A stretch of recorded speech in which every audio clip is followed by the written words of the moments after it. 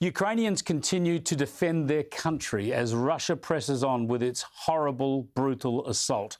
But the Russian advance appears to be faltering, with troops facing resistance, logistical challenges and food shortages. Australia is also bolstering its support for Ukraine by preparing to send a second round of lethal aid. Here's the latest from Sky News UK. The terror caused by these attacks cannot be overstated. Their life's work and all their possessions blown away in an instant. By chance, the family weren't here, and they're still very much in shock. I'm so sorry. This is the kitchen. That is utterly destroyed. The Russian troops have stopped short of entering Kiev, but they're wreaking horror inside the homes of its residents from afar. On the other side of the street, his neighbours took the full brunt of the blast. The front garden's now a 15-foot deep crater. Few feel safe in a capital where random strikes can happen anywhere, anytime. Ukrainian defences have somehow held off the Russian forces from their main city, but they can't stop the horror unfolding here. This is the raw pain of knowing someone you love has gone and your life will never be the same. It's heartbreak being replayed all over Ukraine. Just terrible to witness this, isn't it? Now, we've spoken before to the Australian Federation of Ukrainian Organisations chairman, Stefan Romaniw. He's currently in Poland assessing the situation on the ground. He joins me now live from Poland. Thanks for joining us, Stefan. First up, you're there to try and help out Ukrainian refugees crossing the border into Poland. Are they still getting across the border? Are people still escaping the advancing Russian army?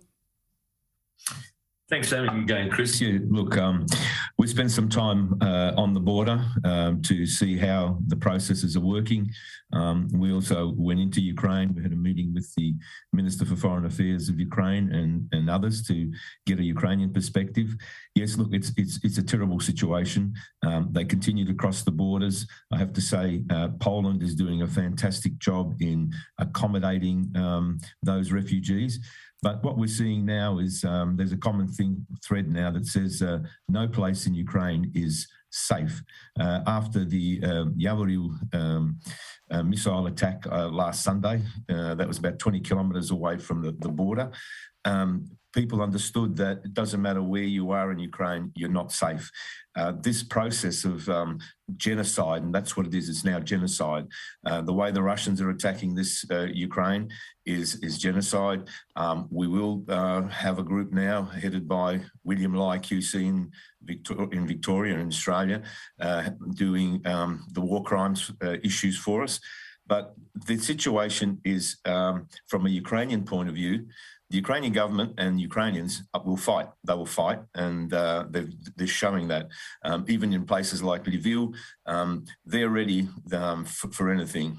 I've just written to the Prime Minister to give him some background as to what we spoke about. Ukraine is calling for lethal weaponry. They need that weaponry in terms of drones, in terms of planes, in terms of to try and cut off those missiles and that air attack.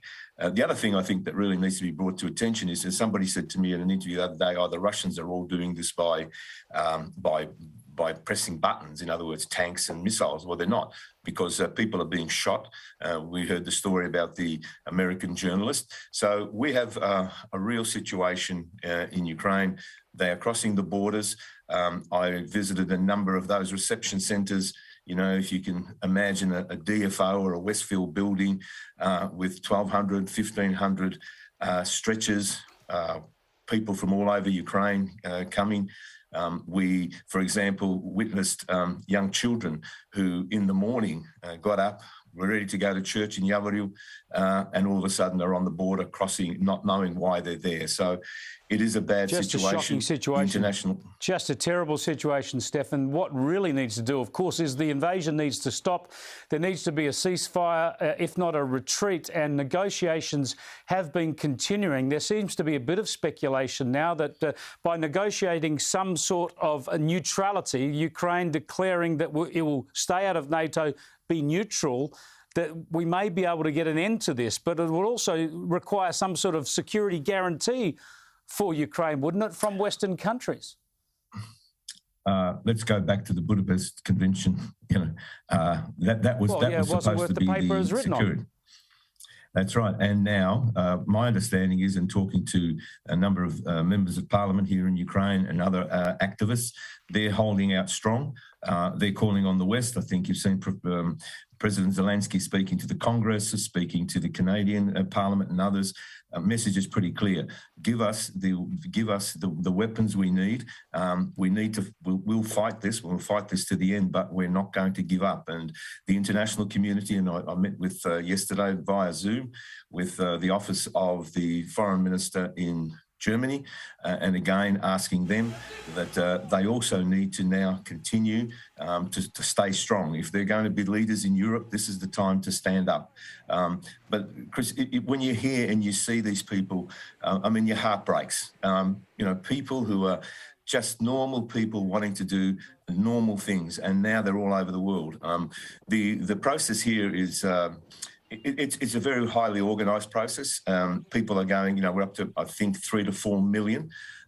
There's another issue which we're raising now. We met with the international NGOs like the World Health Organization, UNICEF and others, and we're writing to them again today because they're on this side of the border. There are thousands and thousands of displaced people in Ukraine who are not leaving, and they also need that international support. So when the Red Cross and others are collecting money to support the refugees or those displaced persons, you can't forget the people who are in Ukraine.